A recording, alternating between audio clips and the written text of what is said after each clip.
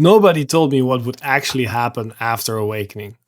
Everybody was talking about awakening, but not what happens in the days, months, or years after spiritual awakening. So this is that video. Let me tell you what actually happens.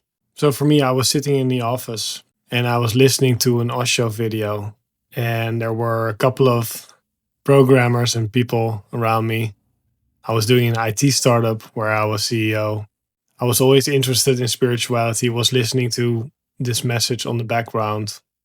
And then Osho said, life has no goals, no purpose. Life is the purpose. And that hit something in me where I opened up to life. Something happened which I saw myself from a sort of observer perspective, getting up, grabbing my stuff, putting them in the bag, and saying bye, walking out of the office, just biking around Amsterdam. And I saw that if a thought would come, I would just laugh to myself. If I believe that thought, then I'll be messed up.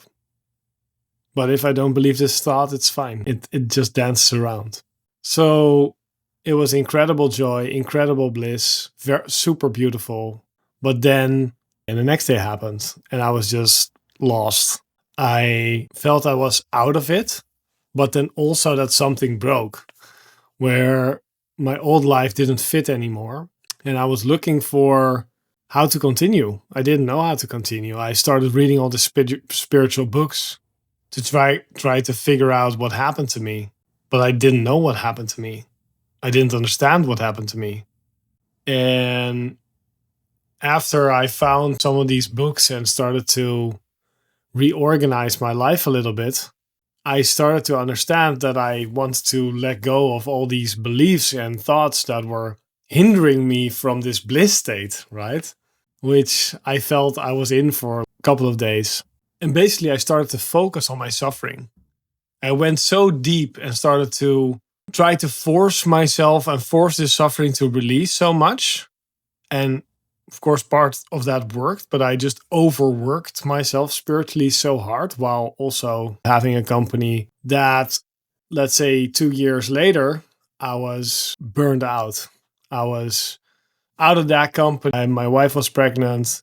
I couldn't go to the supermarket without needing to lay down afterwards. I was just burned up. But that's 7 years ago. So I want to share as well what happens after. So one of the things I want to share is, let's say you've seen something, but a big part of your conditioning is still there, right? So it feels like you want to dig yourself out of that. You're a little bit trapped between two worlds. This open consciousness, which you've seen, which you are, but then also this sort of person with its mental prison and its limiting beliefs. So you feel stuck, right? And some people just forget about this whole thing because it just feels too hard. And they just revert back to their old life, but their suffering has actually increased. And other people, they courageously start to let go and work and see and look into that which they've clearly seen, which is the suffering that's in the way of this open, beautiful space, which they are. So for these people, it's the most important thing that ever happened. So they start to research, right? They start to look on YouTube. They start to see all these videos about spirituality. They binge watch YouTube on spirituality. They read all these books. They maybe go to different teachers or on retreats. So they try to, in some way, fix themselves, which creates more resistance. Because yes, there are things to let go of, but that will all go in its own time. So yes, it's something where outside assistance can help, and it's something where certain practices can help, but most people here start to get obsessed and go maybe a little bit too hard. And maybe they get ungrounded, or they're just fighting against their own system. But then over time, with this old life that doesn't fit, but the willingness to let go of things that don't fit anymore and to investigate how your mental and emotional and energetic system is working, over time they let go of a lot of stuff and they start to become more of that open awareness, and their life starts to reflect that because they become more sensitive. They feel their body better and they understand, oh, wait, I need a little bit of movement in my day. I need to eat a little bit healthier. I need to work on myself, let's say, in a way that feels constructive, that goes with the grain instead of against the grain.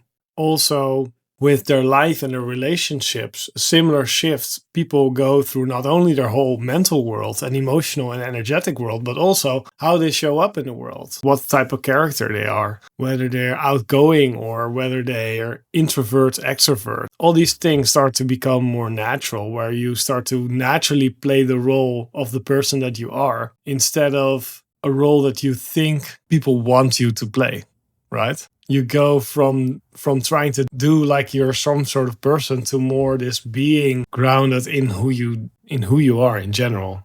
So your relationships change. Usually you lose some friends, you gain some friends. Your relationships with romantic relationships start to shift. Your work starts to shift, right? What you do becomes more natural aligned with who you really are. So that's what it actually feels like. It's not bliss 24/7. But a quiet confidence that you're moving in the right direction, even though it definitely can be and is hard at sometimes. So you realize that this old self was based on forcing a certain character, forcing a certain pattern. And that this new you, this true you, is based on effortlessness. It's based on doing what without any resistance just wants to happen. Because you notice some things want to happen, but there's still resistance there. And it's not happening because the resistance still wants to be seen. So that's something which is a process which comes again and again, that sometimes you have a desire to do something and it makes sense for you, but it's not coming because there's certain resistance still on this. And that's the beautiful thing. We can use this as all the suffering. We can use it as a roadmap to see where we still have something to let go or to look at.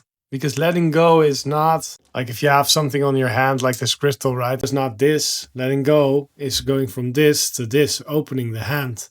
And then it might fall, but it also might stay. But it's about letting go of this tension, right? Opening the hand. That's what awakening or this deeper realization is about. So if you're navigating all these changes, doing all this shadow work in this deconditioning cycles that are coming up for you, and you're also trying to navigate a spiritual practice and see what works for you in this quite confusing landscape of different practices and teachers, then I would love to help you orient. And I work with people exactly in this phase. So schedule a free call if you feel called to do so. I'm just here for you if there's any confusion or things that you're playing around with in this phase that are currently challenging. Much love to you. Have a great day and thanks for watching. Bye.